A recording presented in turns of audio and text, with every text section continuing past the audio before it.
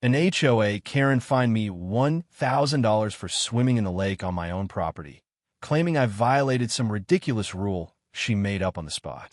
But what she didn't know, I actually own that lake. And when I found the legal loophole giving me full control of the HOA board, well, let's just say her $1,000 fine became a $5,000 nightmare for every board member. Stick around because this revenge is leg the dues were only $200 a year, which seemed reasonable for road maintenance. For the first 2 years, I barely even knew the HOA existed. I'd see my neighbors at the annual meetings, we'd vote on the budget for road repairs, and that was that.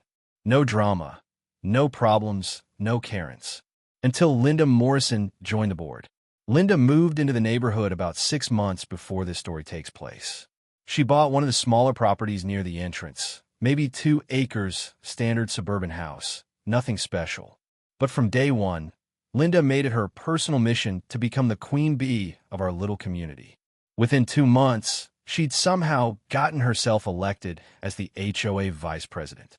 Within 3 months, she was showing up at the monthly board meetings with a binder full of concerns and violations she'd personally documented while driving around the neighborhood. We're talking about stuff like mailbox is 2 inches too tall, grass is a 1/4 inch over the acceptable height, and my personal favorite, decorative rocks in driveway are not an approved color. Yeah, she actually said that last one. So it's a beautiful Saturday morning in July. I'm talking perfect swimming weather, 85 degrees, sunny, with a light breeze that keeps the heat from being oppressive. I grab my swim trunks, a towel, and a cold drink, and I head down MY Lake for a relaxing swim. I dive in, and the water is absolutely perfect. I'm doing laps, floating on my back, just completely at peace. This is what I bought the property for, you know? These perfect moments of tranquility. I'm maybe 20 minutes into my swim when I hear this shrieking voice from the shore. Excuse me, you cannot be in there.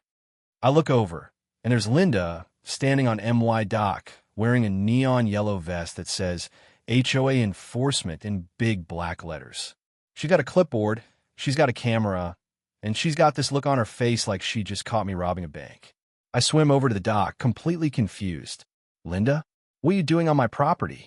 I'm conducting a routine inspection, she says, not even acknowledging that she's literally trespassing.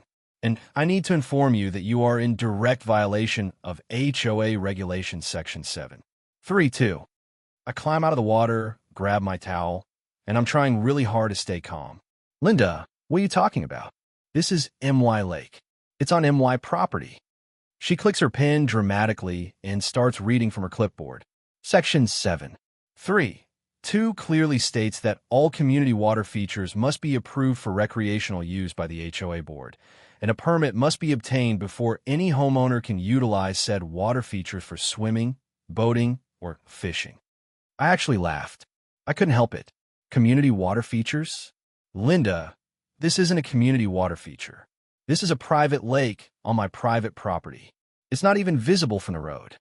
Irrelevant, she says, making a big show of taking photos of me with her camera. All properties within the HOA boundaries are subject to all HOA regulations. I'm issuing you a formal citation and a fine of $1,000 for violation of the water recreation policy. You're issuing me a what? $1 fine, payable within 30 days. If you continue to use this water feature without proper permits, additional fines of $500 per day will be assessed. She tears off a carbon copy form from her clipboard and tries to hand it to me. I don't take it. I just stare at her. Linda, you can't be serious. You have absolutely no authority over what I do on my own property with my own lake. This is insane. The HOA bylaws say otherwise, she says, all smug and self-satisfied. And if you refuse to pay, we can place a lien on your property. Have a nice day, Mr. Chun. She drops the citation on my dock and walks away like she just won the lottery. I'm standing there, dripping wet, holding this ridiculous piece of paper, and I am livid. But I'm also a software developer, which means I'm really good at problem solving and research. So instead of yelling after her or doing something I'd regret later on, I decided to fight smart. That night, I did what any rational person would do. I pulled out every single document related to my property purchase. The deed, the title insurance, the survey maps, the original HOA bylaws from when the community was established in 1987, and every amendment that had been filed since then. I spent the entire weekend reading through legal documents, highlighting relevant sections, and making notes. And what I found was gold. First discovery, Linda's Section 7. 3. 2-inch didn't exist. The actual HOA bylaws only had 6 main sections, and none of them mentioned anything about water features, permits, or recreational use. She had literally made up a fake rule and hoped I wouldn't check. Second discovery. According to the original HOA bylaws, any property that included natural water features, lakes, ponds, streams retained full private ownership of those features, and the HOA had no authority to regulate their use. This was explicitly written into the bylaws because several original properties in the development included ponds. Third discovery, and this is where it gets really interesting, my property had a special provision. See, my land was actually the original farmland that the entire development was built on.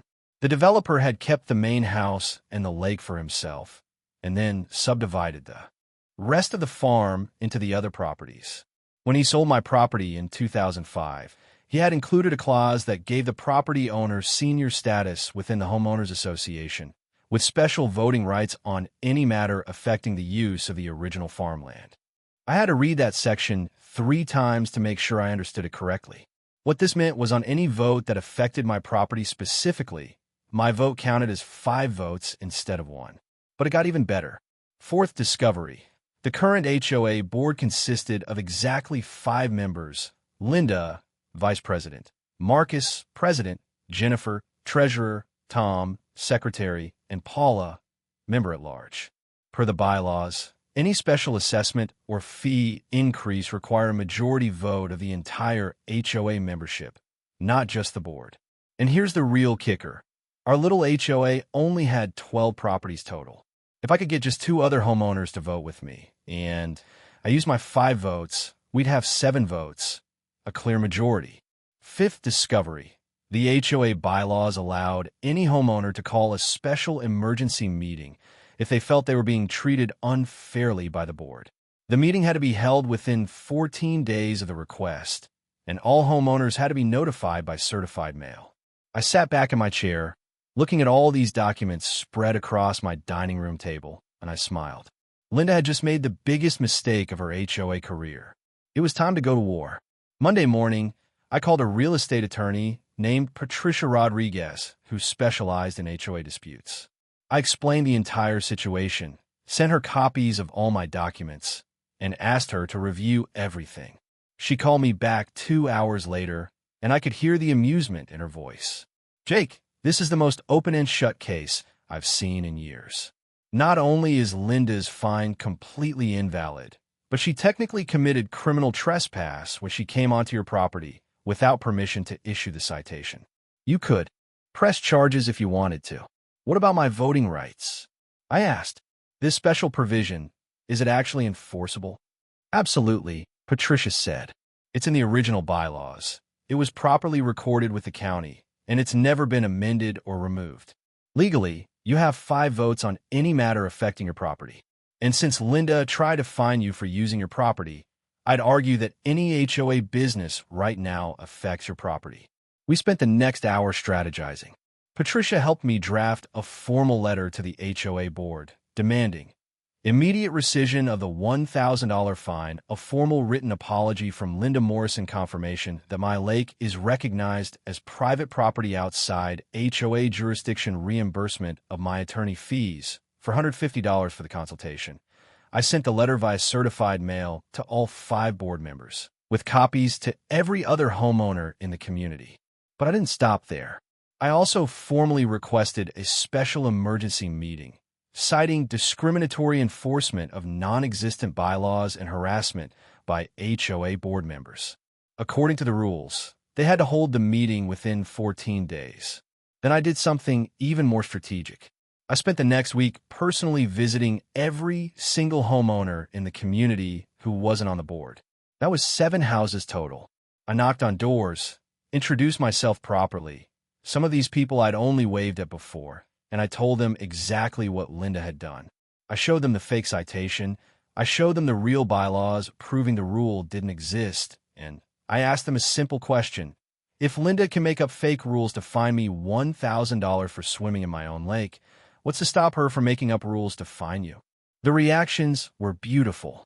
My neighbor Sarah, who lived 2 houses down, told me, "Oh my God, she sent me a violation notice last month saying my rose bushes were too pink and violated the community aesthetic standards."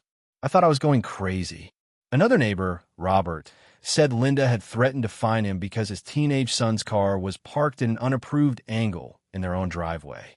Jennifer, who lived at the end of the street, told me that Linda had actually showed up at her house with a tape measure to check if her fence was the exact approved height, then tried to charge her $300 for a fence inspection fee. By the end of the week, I had solid commitments from 5 out of the 7 non-board homeowners that they'd attend the special meeting and vote with me on whatever I proposed. Game. Set. Match. The special meeting was scheduled for a Thursday evening at 7 p.m. According to the bylaws, it had to be held at a location accessible to all homeowners, so we reserved the community clubhouse, a small building near the entrance that usually just hosted the annual Christmas party. By 6:45 p.m., the parking lot was packed. Every single homeowner showed up, which had literally never happened before. The typical annual meeting might get 6 or 7 people. This one had all 12 households represented, plus several spouses who came to watch the drama unfold. Linda and the rest of the board sat at a table at the front of the room, looking increasingly uncomfortable as more and more people filed in. I could see Linda whispering urgently to Marcus, the board president, and Marcus kept shaking his head like he wanted no part of whatever she was planning. Patricia, my attorney, sat next to me in the front row, looking professional in a sharp blazer and carrying a briefcase full of documents. At exactly 7 p.m., Marcus called the meeting to order. "All right, everyone, thanks for coming. We're here tonight because Jake Chun has called a special emergency meeting to discuss dash." He looked down at his notes discriminatory enforcement and harassment. "Jake, you have the floor." I rose and immediately felt the weight of all those eyes upon me. "Thanks, Marcus." I'll cut to the chase. 2 weeks ago, Linda Morrison entered my property without permission and attempted to fine me $1,000 for swimming in my private lake. She said I was in violation of the HOA bylaws, Section 7.3.2, which requires permits for recreational water use, according to her. I held up a copy of the HOA bylaws. I have here the complete, updated bylaws for our HOA. There is no Section 7.3.2. There is no regulation about water features. There is no permit requirement. Linda made up a fake rule and attempted to extort $1,000 from me. The room erupted in murmurs. Linda's face turned bright red. I was interpreting the spirit of the bylaws too," she stammered. "The spirit of the bylaws?" I cut her off.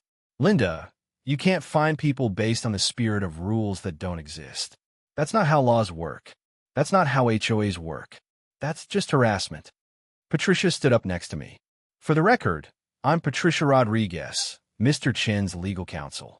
I've reviewed this matter thoroughly, and I can confirm that the citation issued to Mr. Chun has no legal basis whatsoever. Furthermore, Ms. Morrison's entry onto Mr. Chen's property without permission to issue this citation constitutes criminal trespass under North Carolina law." Linda looked like she wanted to disappear into her chair. Marcus cleared his throat. "Jake, the board is prepared to rescind the fine, and I'm not finished," I said calmly. "See, Linda's harassment got me thinking about our HOA in general. So I did some research into our finances, our bylaws, and our voting procedures, and I discovered some very interesting things." I pulled out another document. For example, I found that my property has special status within this HOA. According to the original bylaws, Section 2.7, any vote that affects the use of the original farmland, that's my property, grants me 5 votes instead of 1. The room went dead silent. 5 votes. Someone whispered, "That's ridiculous." Linda burst out, "You can't just, that's not fair." Patricia smiled. Actually, Ms. Morrison, it's completely legal and properly recorded. It's been part of the bylaws since 1987. You might have noticed it if you'd actually read the bylaws before making up rules. I kept going. So here's what's going to happen tonight. I'm making 3 motions, and we're going to vote on them. Motion 1. The HOA board will issue me a formal written apology and reimburse my attorney fees of $450. All in favor? I glanced around. Every hand went up but the board members. With my 5 plus the 7 other homeowners, that was 12-5. Motion passed. Motion 2. I said, Linda Morrison will immediately resign from her position as vice president of the HOA board, effective tonight. Linda jumped to her feet. You can't force me to. Actually, Patricia cut in the bylaws section 4. It allows for removal of board members by a 2/3 majority vote of the full HOA membership in cases of misconduct. Making up fake rules and issuing fraudulent fines absolutely qualifies as misconduct. I looked around. All in favor? This time, even Marcus raised his hand. Tom and Jennifer did the same. Paula hesitated, then raised hers too. Only Linda kept her hand down. That was 16 votes to 1. Motion passed. Linda grabbed her purse and stormed toward the door, but I held up my hand. We're not done yet. There's a motion 3. Motion 3 is about our HOA fees and how they're allocated. I did an analysis of our current budget, and I noticed that our board members currently receive a stipend of $200 per month for their service. That's $2,400 per year per board member. For an HOA that only manages a single entrance road and an annual cleanup. I let that sink in. So motion 3 is this. Effective immediately, all HOA board member stipends are eliminated. Instead, that $12,000 per year total will be placed in a community improvement fund. Additionally, to compensate for the time and legal expenses this community has wasted dealing with Linda's made-up rules and harassment, the 4 remaining board members will be assessed a special one-time fee of $5,000 each, payable within 60 days. The room absolutely erupted. You can't do that. Marcus shouted. That's extortion. Jennifer yelled. Patricia calmly pulled out another document. Actually, under Section 5, 4 of the bylaws, special assessments can be levied against board members who engage in misconduct or mismanagement. The assessment must be approved by a simple majority of the HOA membership. This is perfectly legal. I looked at my 7 allied neighbors. Then I looked at the board members who'd been collecting $200 a month for basically doing nothing while Linda terrorized everyone. All in favor of motion 3? Every single non-board member's hand shot up. My 5 votes, plus 7 others, made 12. The 4 remaining board members voted against, obviously. But 12-4 meant motion 3 passed. Marcus slumped in his chair. Jennifer looked like she might cry. Tom just stared at the table. Paula, to her credit, actually nodded slowly like she understood she'd been complicit in letting Linda run wild. The meeting adjourned 10 minutes later. Linda had already left. The other board members filed out quietly, avoiding eye contact with everybody. As people were leaving, several neighbors came up to thank me. Sarah hugged me and said, I've been dealing with her BS for 6 months. Thank you for finally doing something. Robert shook my hand and said, that was the most satisfying thing I've seen in years. Patricia packed up her briefcase and smiled. Well, that went exactly as we planned. You'll have your apology letter and your $450 within the week. As for the special assessment, they have 60 days to pay. If they don't, the HOA can place a lien on their properties. Do you think they'll actually pay? I asked. She shrugged. Marcus and Tom probably will. They're reasonable guys who just went along with Linda's crazy. Jennifer might fight it, but she'll lose. The bylaws are crystal clear. As for Linda, she doesn't owe anything since she's no longer on the board as of tonight. She's probably at home, right now, figuring out how to move to a different neighborhood. Over the next 2 months, here's what happened. Marcus, Tom, and Paula all paid their $5,000 assessments. Marcus actually called me privately to apologize, admitting that they'd all been too afraid to stand up to Linda and they'd let things get out of control. He asked if I'd consider joining the board to help restore sanity to the HOA. I politely declined. I like my lake time too much. Jennifer refused to pay and tried to hire a lawyer to fight the assessment. Her lawyer read the bylaws, told her she had no case, and advised her to pay up. She finally paid on day 59, one day before the deadline. Linda listed her house for sale 3 weeks after the meeting and moved out within 60 days. I heard through the neighborhood grapevine that she moved to a condo in a building with an even stricter HOA board. I like to imagine her being on the receiving end of petty fines and made-up rules. Karma's a beautiful thing. The HOA took the $20,000 from the special assessment, $5,000 from each of the 4 board members, plus the $12,000 annual savings from eliminating board stipends, and did some actual community improvements. We repaired the entrance road, installed better lighting, planted some beautiful trees at the entrance, and even built a small playground for the few families with young kids. As for me, I'm still swimming in MY Lake whenever I damn well please. No permits required. No Karen to harass me. Just me, the water, and the peace I bought this property for in the first place. And you know what the best part is? Every time I swim now, I think about Linda's face when she realized she'd messed with the wrong homeowner.